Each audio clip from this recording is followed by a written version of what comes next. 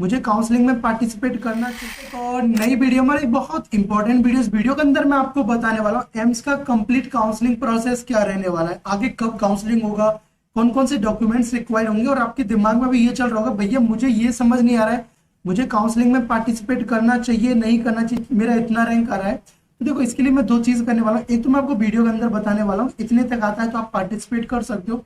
मैं आपको बता दूंगा कहाँ तक उम्मीद रख सकते हो, कहाँ तक उम्मीद नहीं रख के भी पार्टिसिपेट कर सकते हो। और अगर देखो आप एक काम भी कर सकते हो, आप मुझे कमेंट करके अपना रैंक हुआ, कैटेगरी हुआ, ठीक है ना, और क्या आप पार्टिसिपेट करना, तो ये आप एक बार मुझे कमेंट करके भी बता सकते हो। जैसे टाइम मिलेगा मैं आपको रिप्लाई कर दूंगा, जिससे कि आप एक डिसीजन ले पाओ आपको पार्टिसिपेट करना चाहिए नहीं करना चाहिए। तो चलो वीडियो को शुरू करते हैं। बहुत इंपॉर्टेंट वीडियो रहने वाला है। देखो सबसे पहले आपको पता है कि आपका जो 6 जून को आपका रिजल्ट आया है, ठीक है ना, 6 जून के अंदर में आपका रिजल्ट आया है, ये आपने देख भी लिया था। अब इस रिजल्ट के अंदर डिक्लेयर हुआ था, ठीक है ना, जिस दिन आपका रिजल्ट डिक्लेयर हुआ था उसके बाद से 6 जून से लेके 15 जून तक, 6 जून से लेके 15 जून तक आपका यहाँ पे आपको ईडब्ल्यूएस, ये देखो ओबीसी एनसीएल हुआ एंड आपका हुआ ईडब्ल्यूएस सर्टिफिकेट, ये आपको अपलोड करना था। अब देखो कुछ कुछ स्टूडेंट के डाउट आएंगे कि सर अब मेरे पास तो वैलिड सर्टिफिकेट नहीं तो मैं क्या करूं। देखो अगर वैलिड सर्टिफिकेट नहीं है तो अपलोड कर दो एक बार, ठीक है ना, ओबीसी वाला अपलोड कर दो। वो आपको जब अगर आपको रिजेक्ट करेगा तो आपको जनरल की तरह ट्रीट कर लेगा। अगर आप अपलोड नहीं करना चाहते हो तो कोई दिक्कत नहीं है, ठीक है ना। अब जिन स्टूडेंट ने अपलोड कर दी तो उनको समझ नहीं आ रहा है वो अपलोड हुआ है नहीं हुआ है। देखो जैसे आप पोर्टल पे अपलोड करोगे तो आपको जस्ट ऊपर वाले जहां जहां आपने अपलोड किया वहां पर लिखेगा अपलोडेड डॉक्यूमेंट्स, और आपकी फाइल का नाम यहाँ पे आपको शो होने लग जाएगा जस्ट ऊपर। मैं आपको दिखा देता हूँ, ठीक है ना, ऐसे शो होने लग जाएगा तो समझो आपका अपलोड हो गया है। ये तो हो गया कि आपको डॉक्यूमेंट्स अपलोड करने। अब भैया काउंसलिंग कब से स्टार्ट होगी हमको समझ नहीं आ रहा है, और ये फर्स्ट राउंड क्या है, सेकंड राउंड कब से स्टार्ट होगा, सब कुछ तो मैं आपको डिटेल बताने वाला हूँ। मैं बोला ना आपको पहले भी प्रॉमिस किया था, अगर आप इस चैनल से जुड़े हुए हो तो आपको बिल्कुल ऑथेंटिक और जेन्युइन इन्फॉर्मेशन मैं दूंगा, ठीक है ना। तो देखो आपका जो ये होगा 15 तक तो आपका ये होगा डॉक्यूमेंट्स अपलोड होगा 15 जून तक। उसके बाद में आप जो 5 डेज और मान लीजिए आप कि जिसका किसी का कुछ एरर आया है किसी डॉक्यूमेंट्स के अंदर में री अपलोड करना है, तो उसके बाद में 5 डेज के अंदर में ये सब चीजें होंगी। जो आपकी काउंसलिंग प्रोसेस होगी वो आपकी 20 जून के बाद होगी, 20 जून के बाद, ठीक है ना, 20 जून के बाद आपकी ये काउंसलिंग प्रोसेस होगी। अभी इसका शेड्यूल नहीं आया, अब कैसे शेड्यूल में होगा वो मैं आपको बता देता हूँ। देखो उससे पहले मैं आपको दिखा देता हूँ कुछ चीजें। देखो ये आपका है मेरिट लिस्ट आया था आपका, ठीक है ना, मेरिट लिस्ट आया था। काउंसलिंग का बताने से पहले मैं आपको एक बार काउंसलिंग कट ऑफ बता देता हूँ कि कितना रैंक तक आपको होना चाहिए। देखो ये मेरिट लिस्ट आया था भाई, देखो जिसका नाम इसके नाम है वही केवल आगे काउंसलिंग के लिए एलिजिबल है। कुछ लोग बोलेंगे कि मेरिट लिस्ट अभी सेकंड आएगा, कोई मेरिट लिस्ट सेकंड नहीं आएगा। और ओपन राउंड के अंदर में भी भाई जिसका लिस्ट में नाम नहीं वो भी एलिजिबल नहीं है। अच्छे से सुन लेना इस चीज को, ठीक है। ये देखो यहाँ पे आपको डेट लिखा हुआ है, देखो 6 जून से लेके 15 जून तक आपको डॉक्यूमेंट्स अपलोड करने में। आपको पहले भी बोला था, पहले भी आपको कुछ लोग बोले थे नहीं मेरिट लिस्ट से पहले आपको अपलोड करना है, ये करना है वो करना है। मैं इसलिए तो बोला, देखो लोग क्या बोलेंगे उस चीजों में आप मत करो। मैं आपको क्या बोल रहा हूँ थोड़ा सा उन चीजों को मानोगे तो आपके लिए बेनिफिशियल रहेगा, ठीक है ना। अब ये स्टूडेंट इसमें जिनका मेरिट लिस्ट में नाम है इनका गारंटी ये नहीं है कि सबको सीट मिलेगा, ये बस ये कि बस ये काउंसलिंग के अंदर में एलिजिबल है, ठीक है। अब जो स्टूडेंट के पास देखो ओबीसी एनसीएल का सेंट्रल वाला नहीं होगा तो वो आगे एलिजिबल नहीं रहेगा, ठीक है।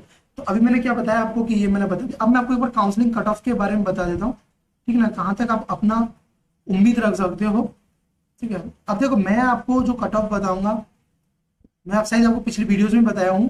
देखो मैं बिल्कुल नहीं आपको झूठा होप देने के लिए नहीं बताऊंगा कि आपको मैं खुश करने के लिए कि आप इस चीज को लेके खुश हो जाओ या मेरे पास आके काउंसलिंग ज्वाइन कर लो या कुछ कर लो। क्योंकि देखो ना मैं कोई अभी ऐसा कोई जड़ी बूटी कोर्स आपके सामने सेल भी नहीं कर रहा हूँ कि नहीं आपको मैं बोलूंगा नहीं बेटा बहुत सारा आपके साथ बहुत बुरा हुआ है हम जी जान लगा देंगे नेक्स्ट ईयर के लिए और ये मेरा जड़ी बूटी कोर्स है तो इसको ले लो। देखो ऐसा कुछ भी मैं आपके सामने नहीं, तो टू द ऑनेस्ट में मैं आपको वो बोलने वाला हूँ कि आपको रिग्रेट, आपको मतलब बुरा फील ना हो जब अलॉटमेंट आएगा तो आपके पेरेंट्स को बुरा फील ना हो, ठीक है ना। आप समझ पा रहे हो मैं क्या कर रहा हूँ, क्योंकि भाई आपके साथ आप जो पेपर दे रहे हो आपके साथ तो आपके पेरेंट्स का भी उम्मीद जुड़ा रहता है आपसे, ये चीजें आप समझ पा रहे हो मेरे से, ठीक है ना।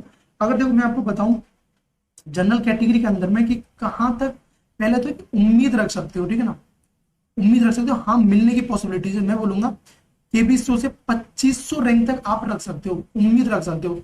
बट इसके अलावा अगर मैं बोलूंगा कि ये तो उम्मीद रख लिया कि हाँ इतने तक चांसेस है मिलने का, लेकिन अब आप आगे आप जाके 2500 से लेके इवनली 4000 हुआ, नहीं तो मैं 3500 तक आपको बोल रहा हूँ कि देखो उम्मीद मत रखो बट अप्लाई करो, ठीक है ना। इससे ज्यादा भी जिसका भी है अप्लाई कर दो, कोई पैसा नहीं लग रहा है, ठीक है ना। लेकिन जिसका ये 2000 के अराउंड आ रहा है यहाँ पे आपको मिलने की पॉसिबिलिटीज है। लेकिन इस बार का जो सिनेरियो देखने को मिल रहा है ये भी ना एक डेंजर जोन के अंदर मान के चलो, क्योंकि इस बार जो ओबीसी एनसीएल वालों के पास, बहुत लोगों के पास सर्टिफिकेट था नहीं, वो लोग जनरल के अंदर में आएंगे, तो जो कंपटीशन में जो कट ऑफ बढ़ेगा वो बस एक जनरल वालों का कट ऑफ इस बार मुझे बढ़ने का लग रहा है, उम्मीद लग रहा है, ठीक है ना। ये आपको देखने को भी मिल जाएगा जैसे अलॉटमेंट आएगा।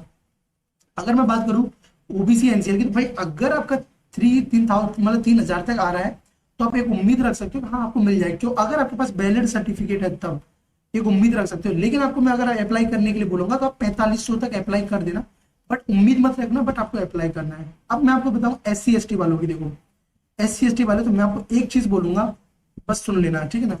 अगर मेरे को कोई भी SC वाला सुन रहा है, ST वाला सुन रहा है, देखो अगर SC के अंदर में आपका 8,000 तक रैंक आता है तो आप ये मान के चलो कि चांसेस है कि कहीं ना कहीं मैक्सिमम चांसेस है कि आपको मिल जाएगा। 8,000 रैंक तक आ रहा है तो मैक्सिमम चांसेस है कि आपको मिल जाएगा। लेकिन ST कैटेगरी में आपका 10,000 12,000 13,000 तक भी है तो आप ये उम्मीद के चलो मुझे मिल जाएगा। अब लेकिन एक चीज मैं आपको बताऊं, SC और ST वाला है भाई, आपका कितना भी क्यों ना हो, 25,000 26,000 जितना भी हो, आपको मस्ट है पार्टिसिपेट करना, मस्ट। क्योंकि जो आपका सीट है, अगर SC का कोई सीट वैकेंट रहेगा तो उसको ST वाला लेगा, ST का कोई सीट वैकेंट होगा तो उसको SC वाला लेगा। तो इसीलिए आप ये मत छोड़ना, आपके लिए बहुत सारा रिजर्वेशन होता है, ठीक है ना। इसलिए बस अच्छे से, अरे आपको अगर कुछ भी काउंसलिंग का नहीं पता, नहीं आ रहा, मैक्सिमम ज्यादा रहेंगे भाई, सबको भर देना एटलीस्ट, कुछ भी भर देना उसके अंदर में, ठीक है ना। काउंसलिंग का जरूरत पड़ता है जिनका रैंक ठीक ठाक आता है, या जिनको कुछ नहीं पता होता है काउंसलिंग के बारे में कि सर हमको नहीं पता, वो दर बदर साइबर कैफे वाले के पास दौड़ेंगे। साइबर कैफे वालों को चीज नहीं पता होता है कि कैसे काउंसलिंग करना होता है, ठीक है ना। ये देखो, ये चीज मैंने आपको बता दी। अब मैं आपको बताता हूँ काउंसलिंग प्रोसेस के बारे में। देखो अब देखो, ये अभी आपका जो होगा ये 20 जून के बाद में स्टार्ट होगा। ये बेसिकली जो आपको दिख रहा है, ठीक है ना, ये आपका तो लास्ट ईयर का जो डेट्स है, ठीक है ना, लास्ट ईयर का जो था आपका काउंसलिंग शेड्यूल था। इसके अंदर में क्या होता है मैं आपको समझाना चाह रहा हूँ। सबसे पहले इस जो काउंसलिंग प्रोसेस है वो 3 राउंड के अंदर में होती है, फर्स्ट राउंड, सेकंड राउंड और एक होगा आपका ओपन राउंड के अंदर में, ठीक है ना।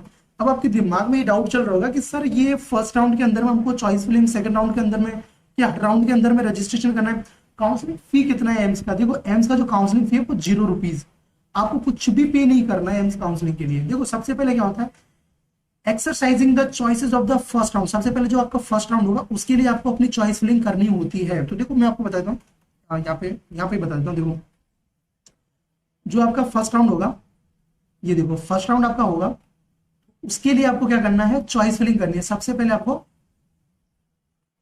चॉइस फिलिंग करनी है, ठीक है ना। जैसे आप चॉइस फिलिंग करोगे तो अब आपको पता है ये जो चॉइस फिलिंग आप करोगे ये केवल आपका दोनों राउंड तक के लिए एक ही बार आपको करना है। ऐसा नहीं कि सेकंड राउंड के अंदर में चॉइस फिलिंग करने का मौका मिलेगा, नहीं। और ये सब जो स्टार्ट होगा आप समझ के चलो 20 के बाद ही होगा। जब भी होगा तो इस चैनल से सब्सक्राइब करके कुछ भी करके जुड़े रहना, मैं आपको पूरा एक प्रॉपर वीडियो बना के बता दूंगा। तो ये चॉइस फिलिंग आप थोड़ा ठीक से करना, ठीक है ना, इस चीज का ध्यान रखना। चॉइस फिलिंग जैसे ही करोगे तो उसके बाद में आपका आता है सीट अलॉटमेंट आता है, ठीक है ना। सीट अलॉटमेंट आता है, सीट अलॉटमेंट आएगा तो अगर आप सीट अलॉटमेंट आया तो आपको फिर मिलेगा ऑफर लेटर मिलेगा। एक अलॉटमेंट लेटर मिलता है, एक ऑफर लेटर मिलता है, वो मैं आपको बताऊंगा, ठीक है ना। ये हुआ फर्स्ट राउंड के बारे में कहानी, आपने वो कर लिया। अब देखो यहाँ पे मैं बता देता हूँ आपको सेकंड राउंड के बारे में।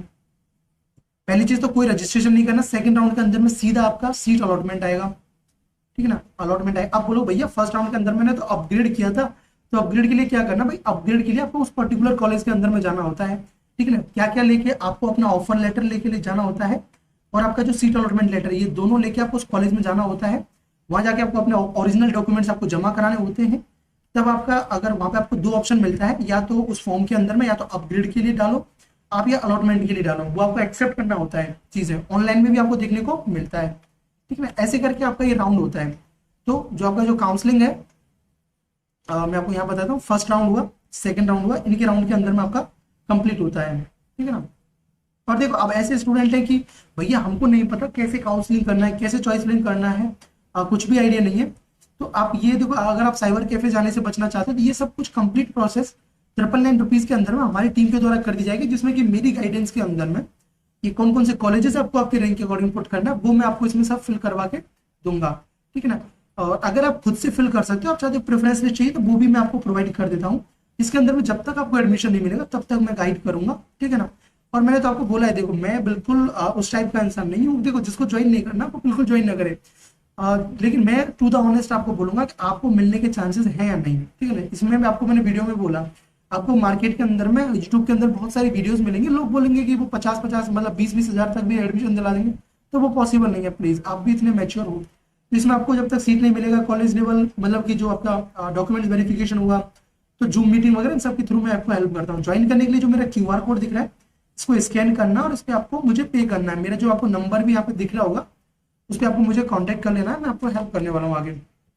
तो ऐसे आपका सेकंड राउंड होने वाला है, ठीक है ना। ये देखो आपको ये ऑनलाइन हुआ, देन आपको अपने डॉक्यूमेंट्स आपको सबमिट करने हैं, ठीक है ना। अगर आप अपने ओरिजिनल डॉक्यूमेंट सबमिट नहीं कर पाते हो तो आपको यहाँ पे DD पे करना होता है, डिमांड ड्राफ्ट आपको पे करना होता है, ठीक है। ये ऐसे होने वाला है। फिर आपका जैसे सेकंड राउंड के लिए सीट अलॉटमेंट आता है। ये डेट अभी आपका शेड्यूल रिलीज नहीं हुआ है, शेड्यूल जब आपको 20 के बाद रिलीज होगा तब मैं आपको बताऊंगा, ठीक है ना। डिक्लेयर होगा, फिर आपका ये होने वाला। अब बोलो भैया कौन कौन से डॉक्यूमेंट्स रिक्वायरने वाला होंगे, कौन कौन से डॉक्यूमेंट्स आपको रिक्वायर्ड होंगे फिजिकल रिपोर्टिंग के टाइम पे। तो देखो सबसे पहले होगा आपका ऑफर लेटर आपको चाहिएगा। अब आप बोलो भैया ये ऑफर लेटर कैसा दिखता है, वो मैं अभी आपको लास्ट में दिखाने वाला हूँ। सीट एलोकेशन लेटर आपको चाहिएगा, जो फाइनल स्लिप होता है ना, जब आपने एम्स का एप्लीकेशन फॉर्म यानी रजिस्ट्रेशन जब आपने किया था स्टार्टिंग में, तब वो आपको चाहिए। और आपका जो एडमिट कार्ड है अभी पोर्टल से डाउनलोड हो रहा है, तो प्लीज एडमिट कार्ड डाउनलोड कर लेना, ठीक ना, बहुत जरूरी है। ये आपका 10th का मार्कशीट आपको चाहिए। अगर 10th का मार्कशीट नहीं तो जो आपका बर्थ सर्टिफिकेट है डेट ऑफ बर्थ के लिए आपको चाहिए। उसके बाद में copy of the certificate along with the original proof of the, मतलब 10th का आपका, मतलब 12th का आपका मार्कशीट हुआ, ठीक है ना, मार्कशीट और सर्टिफिकेट आपको दोनों चाहिए, ठीक है ना, ये आपको चाहिएगा। देन उसके बाद में along with the board showing the date of birth, ठीक है ना, वो भी आपको चाहिएगा। मार्कशीट 10th और 12th का मार्कशीट सर्टिफिकेट के बारे में बताया हुआ है।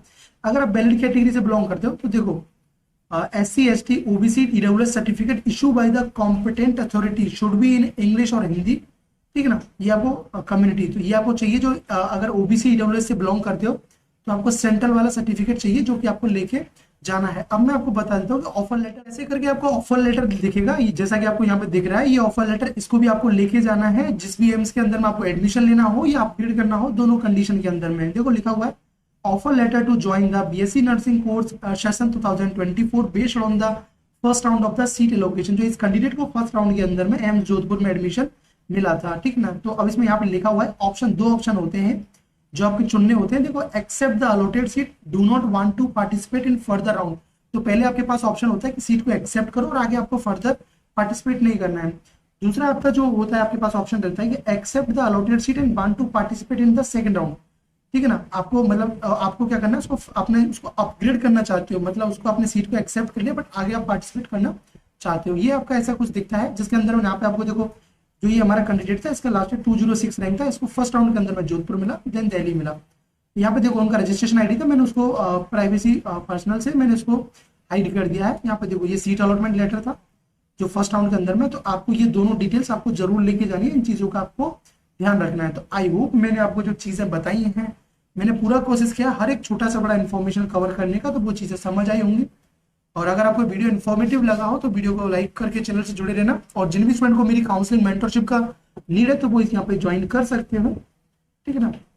और ये मेरा नंबर है, इस पे मेरे पे आप कांटेक्ट कर सकते हो। मैं आपको अपना पूरा बेस्ट देने का, आपको जब तक आपको एडमिशन नहीं मिलेगा तब तक मैं आपको गाइड करूंगा। ये मेरा नंबर है, आप मुझे इस पे व्हाट्सअप करके भी ज्वाइन कर सकते हो, ठीक है ना। और जो काउंसलिंग का प्राइस है वो 999 रुपीज़ है, ठीक है ना।